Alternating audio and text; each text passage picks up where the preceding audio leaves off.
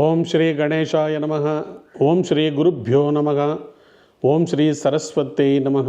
ಮಾತೃದೇವೋಭವ. ತತ್ವಮಸಿ ಚಾನಲ್ ಪ್ರೇಕ್ಷಕರಿಗೆ ನಿಮ್ಮ ವೆಂಕಟರಾಘವನ್ ಮಾಡ್ತಕ್ಕಂಥ ನಮಸ್ಕಾರಗಳು. ಪ್ರೇಕ್ಷಕರೇ, ಇದು ಉಡುಪಿ ನ್ಯೂಮರಾಲಜಿ ಆ್ಯಂಡ್ ಅಸ್ಟ್ರಾಲಜಿ ಕಾರ್ಯಕ್ರಮ. ನಿಮ್ಮೆಲ್ಲರ ಸಹಕಾರದಿಂದ ನಾವು ಪ್ರತಿ ತಿಂಗಳು ಯಶಸ್ವಿಯಾಗಿ ಈ ಕಾರ್ಯಕ್ರಮವನ್ನು ನಡೆಸ್ಕೊಂಡು ಬರ್ತಾ ಇದ್ದೀವಿ. ಈಗ ಜನವರಿಯಿಂದ ನಾವು ಜೂನ್ವರೆಗೆ ಫಲಾಫಲಗಳು ಯಾವ ಥರ ಇದೆ ಅಂತಕ್ಕಂಥ ಒಂದು ಎಪಿಸೋಡ್ಸನ್ನು ನೀವು ನೋಡಿದ್ರಿ. ಈಗ ಮಾಡ್ತಾ ಇರ್ತಕ್ಕಂಥ ಎಪಿಸೋಡು ಜುಲೈಯಲ್ಲಿ 2025 ಜುಲೈಯಲ್ಲಿ ಗ್ರಹಗಳ ಫಲಾಫಲ ಯಾವ ಥರ ಇದೆ, ಗೋಚಾರ ಫಲ ಯಾವ ಥರ ಇದೆ. ಮೊದಲನೇದಾಗಿ ಕ್ವಿಕ್ಕಾಗಿ ಗ್ರಹಗಳು ಗೋಚಾರದಲ್ಲಿ ಎಲ್ಲೆಲ್ಲಿದೆ ಅಂತ ನೋಡ್ಕೊಂಡು ಬರೋಣ ಬನ್ನಿ. ಯಾಕಂದರೆ ಗ್ರಹಗಳು ಎಲ್ಲಿದೆ ಅಂತ ನಮ್ಗೆ ಗೊತ್ತಾಗಿಲ್ಲ ಅಂದರೆ ನಾವು ಅದರ ಬಗ್ಗೆ ಫಲ ಕೂಡ ಹೇಳೋದಕ್ಕೆ ಕಷ್ಟ ಆಗುತ್ತೆ. ಮೊದಲನೇದಾಗಿ ಸೂರ್ಯ ಭಗವಾನರು 16ನೇ ತಾರೀಕು ಕರ್ಕಾಟಕ ರಾಶಿಯಲ್ಲಿ ಪ್ರಯಾಣ ಮಾಡ್ತಾ ಇದ್ದಾರೆ. ಕರ್ಕಾಟಕ ರಾಶಿಯಲ್ಲಿ ಆಲ್ರೆಡಿ ಬುಧರಿದ್ದಾರೆ. ಸೊ ಅದರಿಂದ ಕರ್ಕಾಟಕ ರಾಶಿಯಲ್ಲಿ ಬುಧ ರವಿ ಒಟ್ಟಿಗೆ ಇದ್ದಾರೆ. ನೆಕ್ಸ್ಟು ಕುಜ ಭಗವಾನರು ಆಲ್ರೆಡಿ ಸಿಂಹರಾಶಿಯಲ್ಲಿ ಜರ್ನಿ ಮಾಡ್ತಾ ಇದ್ದಾರೆ. ಕೇತು ಒಟ್ಟಿಗೆ ಒಂದು ಸರ್ಪಗ್ರಹದ ಜೊತೆ ಮತ್ತೊಂದು ಸರ್ಪಗ್ರಹ ಸೇರಿಕೊಂಡಿದೆ. ಹಾಗೆ ಶುಕ್ರ ಭಗವಾನರು ವೃಷಭ ರಾಶಿಯಲ್ಲಿ ಸ್ವಂತ ಮನೆಯಲ್ಲಿ ಪ್ರಯಾಣ ಮಾಡ್ತಾ ಇದ್ದಾರೆ. ಸ್ವಂತ ಮನೆಯಲ್ಲಿ ಒಂದು ಗ್ರಹ ಇದೆ ಅಂದರೆ ಅದಕ್ಕೆ ದಿಗ್ಬಲ ಇರುತ್ತೆ.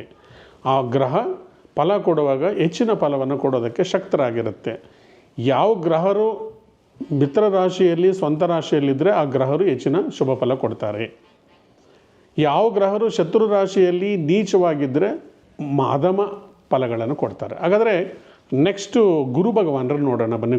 ಗುರು ಭಗವಾನರು ಇತ್ತೀಚೆಗೆ ತಮ್ಮ ಸ್ಥಾನ ಬದಲಾವಣೆ ಮಾಡಿದರು. ಮಿಥುನ್ ರಾಶಿಯಲ್ಲಿ ಬುದ್ಧಿವಂತಿಕ ರಾಶಿಯಲ್ಲಿ ಒಂದು ವಿದ್ಯಾಕಾರಕ ಗುರು ಕೂತ್ಕೊಂಡಿದ್ದಾರೆ.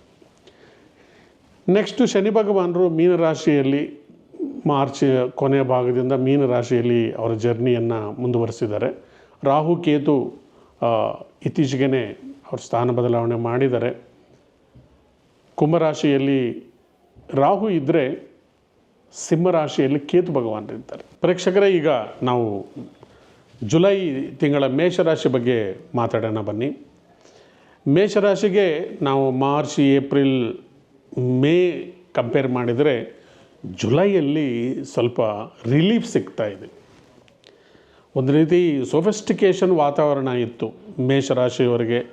ಷಷ್ಠಗ್ರಹ ಕೂಟಮಿ, ಪಂಚಗ್ರಹ ಕೂಟಮಿ, ಹೀಗೆ ಗ್ರಹಗಳು ಸ್ವಲ್ಪ ಅನಾನುಕೂಲ ಸ್ಥಿತಿಯಲ್ಲಿದ್ದವು. ಈಗ ಸ್ವಲ್ಪ ನಿಮಗೆ ಬಿಡುಗಡೆ ಸಿಕ್ಕಿದೆ. ಮೊದಲನೇದಾಗಿ ಶುಕ್ರ ಭಗವಾನರು ಸಪ್ತಮಾಧಿಪತಿ, ವಿವಾಹ ಸ್ಥಾನಾಧಿಪತಿಯಾಗಿ ಧನಸ್ಥಾನದಲ್ಲಿ ಧನಾಧಿಪತಿ ಕೂತ್ಕೊಂಡಿದ್ದಾರೆ.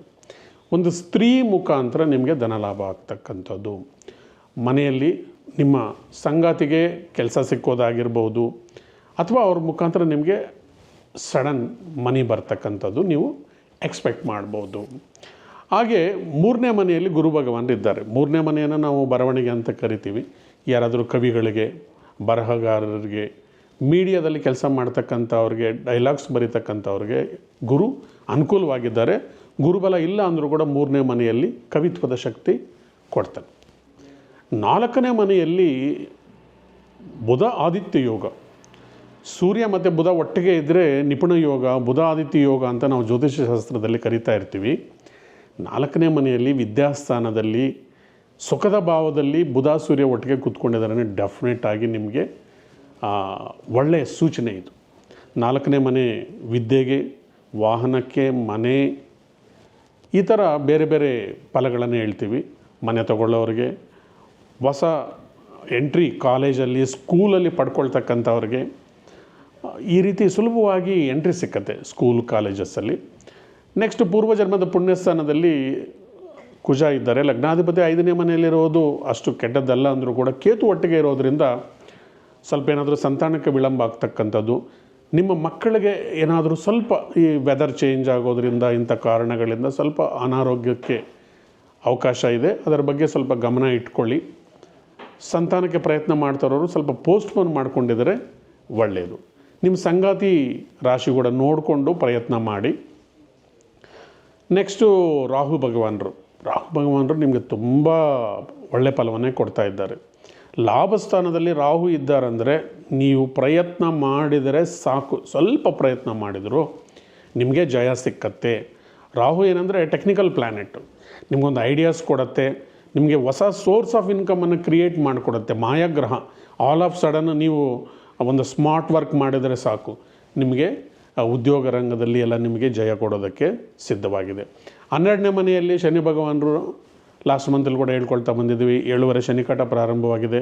ಕೆಲಸ ಕಾರ್ಯಗಳು ನಿಧಾನ ಆಗತ್ತೆ.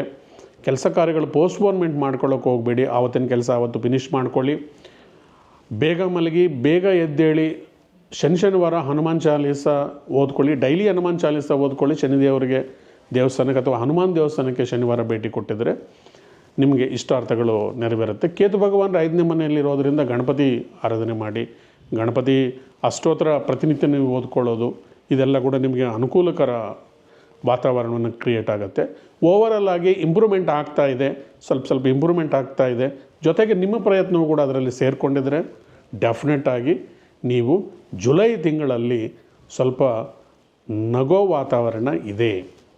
ಸರಿ, ಕಾರ್ಯಕ್ರಮ ಮುಕ್ತಾಯ ಮಾಡೋಕ್ಕೆ ಮೊದಲು ನಾನು ಒಂದು ಚಿಕ್ಕ ಉಪಾಯವನ್ನು ಹೇಳಿ ನಿಮಗೆ ಕಾರ್ಯಕ್ರಮವನ್ನು ಮುಕ್ತಾಯ ಮಾಡ್ತೀನಿ. ಮುಖ್ಯವಾಗಿ ಈ ತಿಂಗಳಲ್ಲಿ ಬರ್ತಕ್ಕಂಥ ಗಣೇಶ ಸಂಕಷ್ಟರ ಚತುರ್ಥಿ 14ನೇ ತಾರೀಕಿದೆ. ಅವತ್ತು ಗಣೇಶ ಸಂಕಷ್ಟ ಚತುರ್ಥಿಯನ್ನು ನೀವು ಆಚರಣೆ ಮಾಡಿ. ಸಾಕಷ್ಟು ಜನ ನಾವು ತೊಂದರೆಗಳಲ್ಲಿದ್ದೀವಿ, ಏನಾದರೂ ಒಂದು ಉಪಾಯ ಹೇಳಿ ನಮ್ಮ ಕಷ್ಟ ಪರಿಹಾರ ಆಗೋಕ್ಕೆ ಅಂತ ಕೇಳ್ತಾ ಇರ್ತಾರೆ. ನೀವು ಕೃತಿಕಾ ನಕ್ಷತ್ರ ಇರೋ ದಿನ ಒಂದು ಬಿಳಿ ಎಕ್ಕದ ಗಿಡದ ಬೇರನ್ನು ತೊಗೊಂಡು ಬಂದು ನಿಮ್ಮ ಕೈಯಲ್ಲಿ ಕಟ್ಕೊಂಡಿದ್ರೆ ನಿಮ್ಮ ಇಷ್ಟಾರ್ಥಗಳು ಬೇಗ ನೆರವೇರುತ್ತೆ.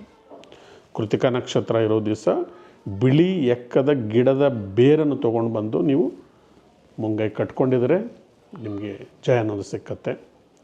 ಹಾಗೆಯೇ ಸಾಕಷ್ಟು ಜನ ಹೇಳ್ತಾ ಇರ್ತಾರೆ, ನಮಗೆ ಮನೆಗೆ ದೃಷ್ಟಿದೋಷ ಇದೆ, ಮನೆಗೆ ಕೆಟ್ಟ ಶಕ್ತಿಗಳೆಲ್ಲ ಒಳಗಡೆ ಬರ್ತಾ ಇದೆ, ನಮಗೇನೋ ಆತಂಕ ಇದೆ, ಮಾಂತ್ರಿಕ ದೋಷ ಇದೆ ಅಂತ ಸಾಕಷ್ಟು ಜನ ಹೇಳ್ತಾ ಇರ್ತಾರೆ.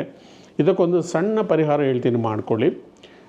ಬಿಳಿ ಸಾಸುವೆಯನ್ನು ಕೈಯಲ್ಲಿ ಹಿಡ್ಕೊಂಡು ನರಸಿಂಹ ಮಂತ್ರವನ್ನು 11 ಬಾರಿ ಪಠಿಸಿ ನಿಮ್ಮ ಮನೆ 8 ದಿಕ್ಕುಗಳಲ್ಲಿ ಎಲ್ಲ ಕಡೆ ನೀವು ಆ ಬಿಳಿ ಸಾಸುವೆಯನ್ನು ಹಾಕಿದರೆ